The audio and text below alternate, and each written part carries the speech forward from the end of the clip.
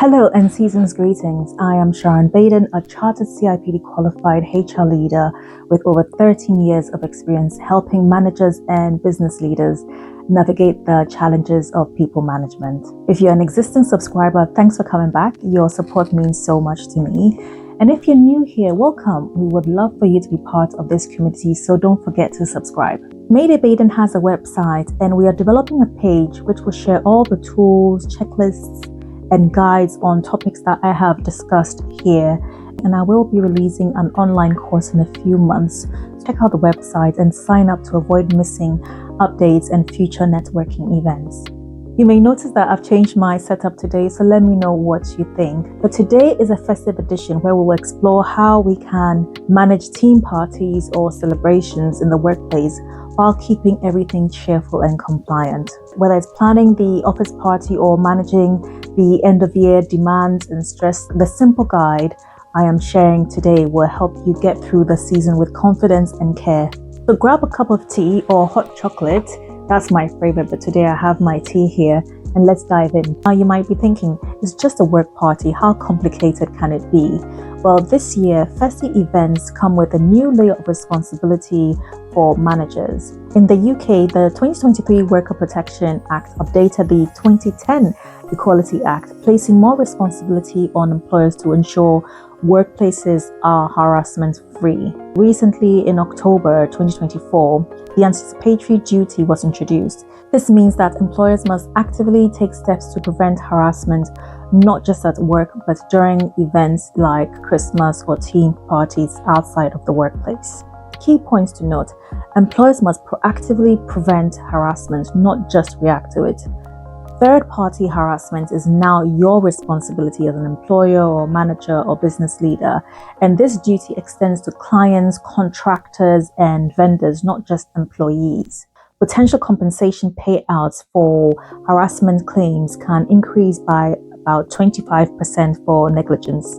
This poses not just financial but reputational risks. I didn't know is no longer an excuse. I once worked in an organization where the third party posted derogatory comments that fit the description of sexual harassment towards the director. Back then, the employer simply removed the comments from the website and social media platforms. But today, much more needs to be done to prevent such incidents from happening in the first place.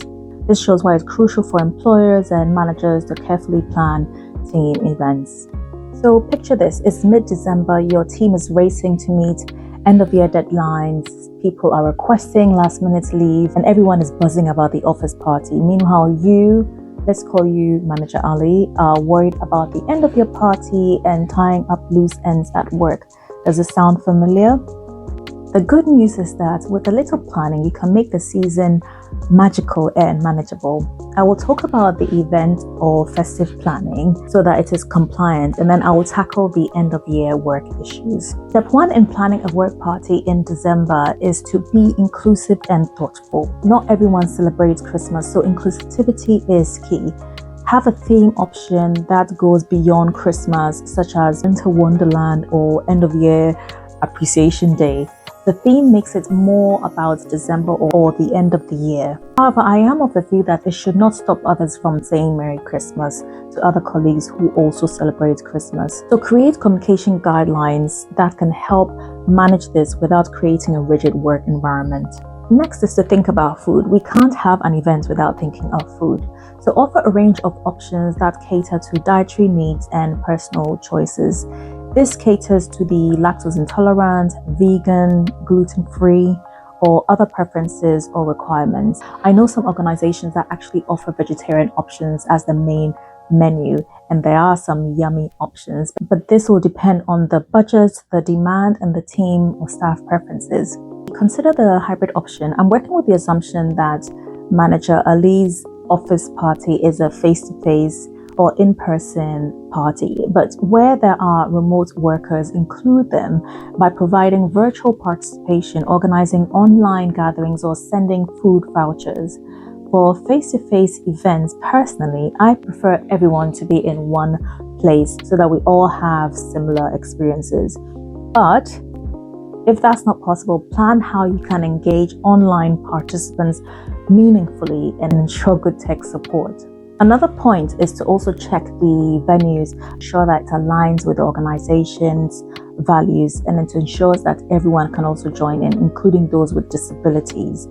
Team events that have had positive feedback, in my experience, usually have been employers who have provided good transport and hotel accommodation. Providing transport and accommodation, if needed, helps ensure safety, especially if alcohol is involved. The second major point here is that you need to keep the party professional and safe. While it's tempting to let loose, remember that it's still a work event. So you need to set expectations. For the event, remind employees of professional behavior expectations and refer to your existing disciplinary, bullying, or harassment policy. This doesn't have to dampen the fun, but it sets boundaries to ensure mutual respect. Business leaders with HR should set up onboarding or training for employees and other workers, which can even include clients, trustees, or board members who have significant contact with your team members or staff.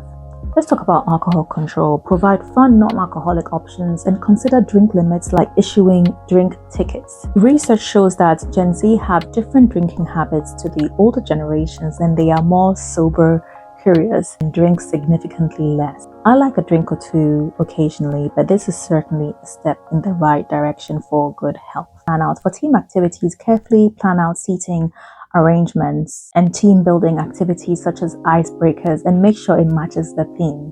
You can also assign supervisors, where you have some managers subtly overseeing the event to handle any issues that may arise. I was at an event where someone thought that they were Magic Mike after a few drinks, and we had to intervene to stop the embarrassing show. And linked to this is having a designated quiet area for those who also needed a break. In addition, offer post-event support. Even after the festivities, ensure employers know how to report concerns. Make it clear that any issues raised will be addressed appropriately. And you can have a post-event survey to gather feedback. So applying these can make the team events more compliant and cheerful. That is one stress out of the way. But the holiday season is more than just parties and bonuses. It's an opportunity to show appreciation and foster a sense of belonging. Research shows that employees who feel valued during the holidays are more engaged and loyal year-round. So don't be overly concerned where you try to avoid these team events. Rather, with these tips, it can help manage it, and it's definitely beneficial. So let's move on to the work issues. Remember manager Ali from earlier? Last year, he approved all leave requests without considering workloads, resulting in missed deadlines and stressed employees. But this year, Ali's approach is different.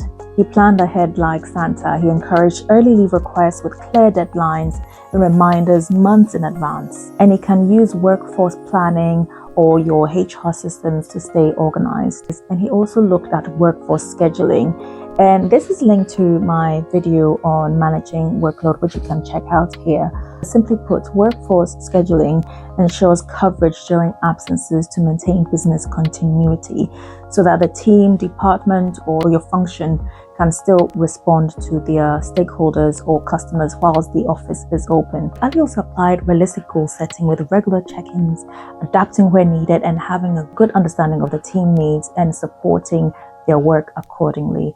Also check out my video on the ultimate guide to one-to-ones. Ali has also encouraged genuine downtime in the course of the year so that her team members are less burnt out and are in good spirits at this point of the year. And to manage any last-minute request, it helps understand the reason for the last-minute request and accommodate this where possible. And also, depending on the demand on the team, you can check with other members if anyone wants to swap dates. It's all about setting expectations, being flexible and reasonable, but also ensuring business commitments are met. As we wrap up at this point in the year, remember that the festive season is about connection and gratitude. Take time to recognize your team's unique contributions. A heartfelt thank you goes a long way. I have in the past sent messages of thanks and sometimes with gifts. So it really depends on what you can do to show that you care. So what celebrations or team events have you had this year? Share your ideas in the comments below. Don't forget to like, subscribe, and hit the notification bell for more management tips all year round.